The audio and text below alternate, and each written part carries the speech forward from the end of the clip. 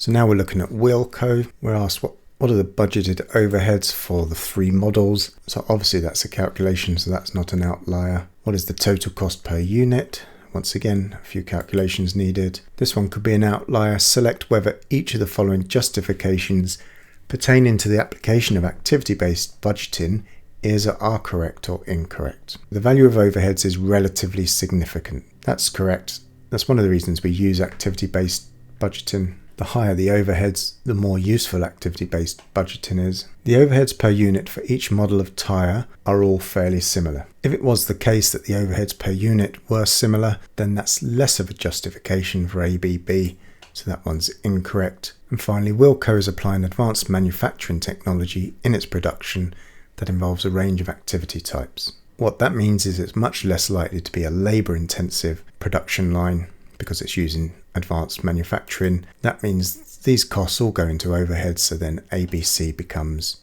more justified. Which of the following are least likely to be affected by the implementation of ABB? The information system. Normally, when we're introducing activity-based costing or activity-based budgeting, we have to look at the information that's being collected and the systems sitting around that, and they normally need to be changed, often quite significantly. The mission of Wilco, that is unlikely to be affected by this. This is not a strategic change to the organisation. Technical competencies of the finance team, that's likely to be affected if they've never done ABB before.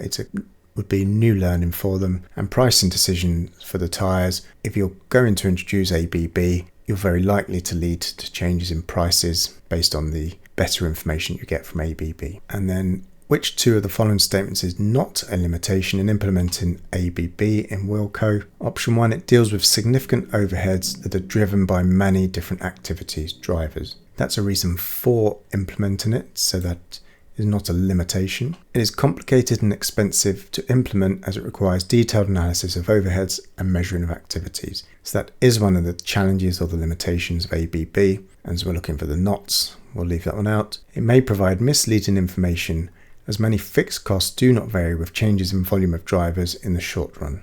Whilst it's true that fixed costs generally don't vary in the short run, the benefit of ABB is that the allocation of those overheads will be more accurate or better. So it's not misleading information, it's actually improving the information based on this process. So there's only one left. It may provide misleading information when most overheads are non-production volume related. That's often one of the reasons for introducing ABB. So because we're looking for the ones that are not limitations, that's the correct answer. So we have 3 outliers in this question, and now we've got the calculation to do. We're told Wilco specialises in making a range of rubber-based products, including car tyres.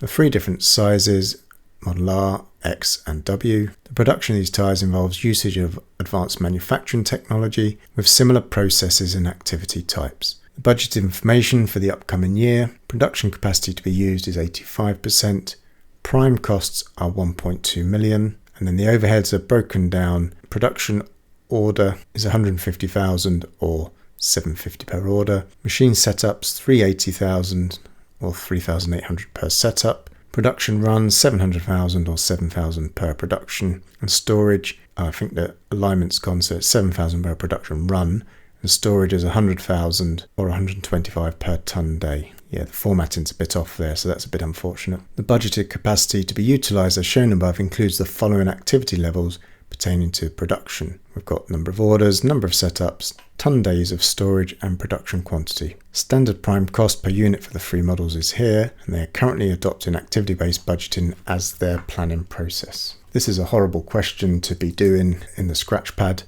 just because we are going to have to come up with quite a complex table to try and cover everything. Sometimes I do talk about taking information and putting it into the Scratchpad, jump into a spreadsheet in section C and doing that, and then coming back with the answer. I would like to do that, but there is so much information I need to pull in that I think I'm just as well doing the calculation in this table. So I'm just going to pull through each of these 4 costs here. So we've got production order, got setups, got production runs, and then we've got storage. And then we're going to build the table for each of these. So order, so number of orders for R is 30 at 750 per order. Is 22,500. And then we need 35 and 25, so that's 26,250, that's 18,750. Now setups are at 3,800 per setup, and we need 16 for R. Is 60,800, and we need 12 for X, so that's 45,600, and then we need 15 for W, is 57. Okay, production runs. With the benefit of hindsight, I've made a little mistake here, just in terms of efficiency. So production runs will also be linked to setup. So what I should have done is added the 7 and the 3,800 to get 10,800, and then done one row of calculations. I'm committed now, but I definitely missed an opportunity to save some time there. So that's 7,000 lots of 16 is 112, 84,000 and 105. It's a very long-winded question, 3 separate calculations. Not really sure the benefit of doing it 3 times. If you can do it once, you can do it 3 times. And then storage is 125 per ton day, and there are 120 for the first one, so that's 15,000, 18,750, and then 23,750. Because I've already got this in my calculator, I'm just going to go up the column there. So I add 10, 105,000, 57,000, and 18,750. So this one's 204,500. The middle one is 174,600, and then the last one for R, 210,300. That definitely took more than 3.6 minutes, but we can get away with it because we banked that early time and those early marks. We've got another calculation to do next. Total cost per unit, and again, unusually this uses the costs from before, so I'm just going to add to my table. I need to add to this the prime cost, which is down here, so that's 328.67. It won't let me put a decimal point in, so I'm going to assume that I have to round that up then to 329. This one is 174,600 divided by the 1,300 units is 134.30. Add to that the 105, so that's 239. And then the last one, and I add the 120, so that's 324.5, so rounds to 325. So I'm at the end of section B now. I've answered all of the A's and all of the B's, and we'll do a separate video for section C.